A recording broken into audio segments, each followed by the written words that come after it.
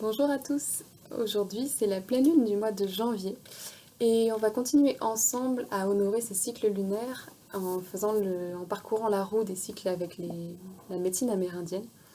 Et pour ce cycle lunaire du mois de janvier, on est accompagné par la mère de clan qui s'appelle celle qui parle à ses proches. Alors c'est une médecine que j'aime tout particulièrement parce que c'est la mère de clan qui vient nous rappeler profondément notre appartenance au vivant et elle est aussi gardienne des cycles et des saisons. Pour la rencontrer un peu plus, je vous propose de vous lire son texte qui lui est dédié dans les 13 mères originelles. Celle qui parle à ses proches. Mère de la nature, elle parle à sa parenté. L'être de la pierre, la fleur sauvage et le loup sont ses amis. Au fil des saisons qu'elle tisse, elle chevauche les vents du changement, ouvrant son cœur avec bonté comme un refuge contre la faim et la douleur. Tu es la gardienne des besoins de la terre, et tu rends frères le grand et le petit. Mère, c'est toi que je vois dans la goutte de rosée, c'est toi que j'entends dans le cri de l'aigle. Alors j'aime tout particulièrement l'énergie et la médecine de ce cycle lunaire, là, de cette mère de clan. Elle nous apprend vraiment à comprendre le langage de la nature, à se sentir proche de toutes les formes de vie et à honorer de nouveau les cycles, les saisons et les changements. Donc en premier lieu, elle nous enseigne vraiment à retrouver notre appartenance au vivant, à redécouvrir nos liens de parenté avec toute forme de vie, que ce soit les arbres, les nuages, les animaux, les rochers, les éléments. Elle nous rappelle qu'on appartient profondément à cette grande famille planétaire, et où notre mère est la terre, le ciel notre père, et où nos grands-parents seraient grand-mère lune et grand-père soleil. Et pour moi, cette médecine, elle est extrêmement précieuse et que l'humain se rappelle en fait, qui fait vraiment partie de cette grande toile du vivant.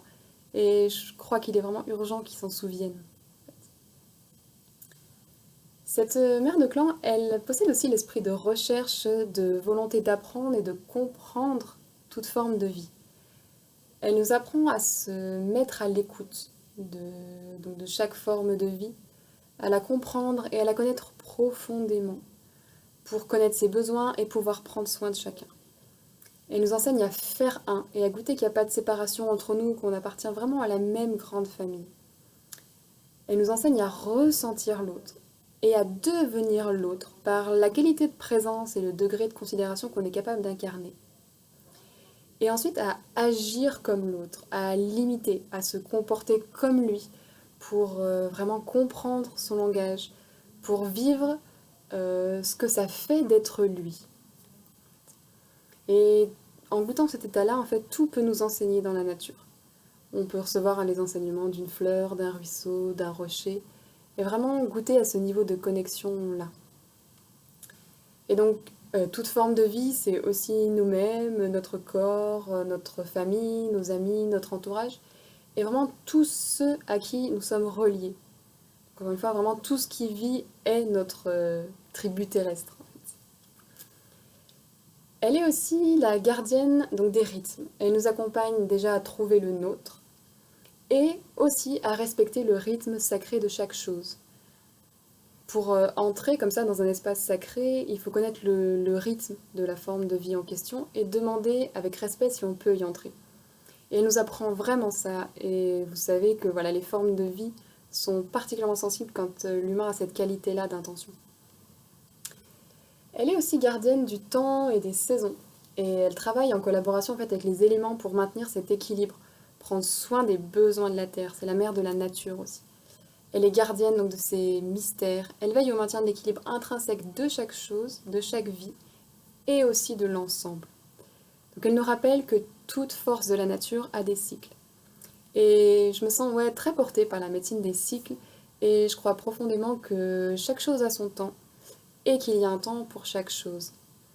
Et se replacer comme ça dans de grands cycles nous rappelle que tout change, qu'on peut passer nous aussi sans cesse par des saisons intérieures, d'hiver, printemps, été, automne, hiver à nouveau, et qu'on peut s'en remettre finalement à la sagesse de plus grand et cultiver la confiance dans l'harmonie de ces rythmes. Chaque saison, chaque phase du cycle nous apporte ses qualités, ses sagesses, et finalement, je crois profondément qu'on a besoin de chacun de ces aspects. Voilà pour la vidéo d'aujourd'hui. J'espère que cette mère de clan, elle pourra être à vos côtés pour ouvrir vraiment votre cœur avec respect à toute forme de vie, à vous rappeler et à nous rappeler profondément qu'on fait partie de cette grande famille terrestre, cette grande toile du vivant, et à renouer aussi avec la sagesse des cycles. À tout bientôt!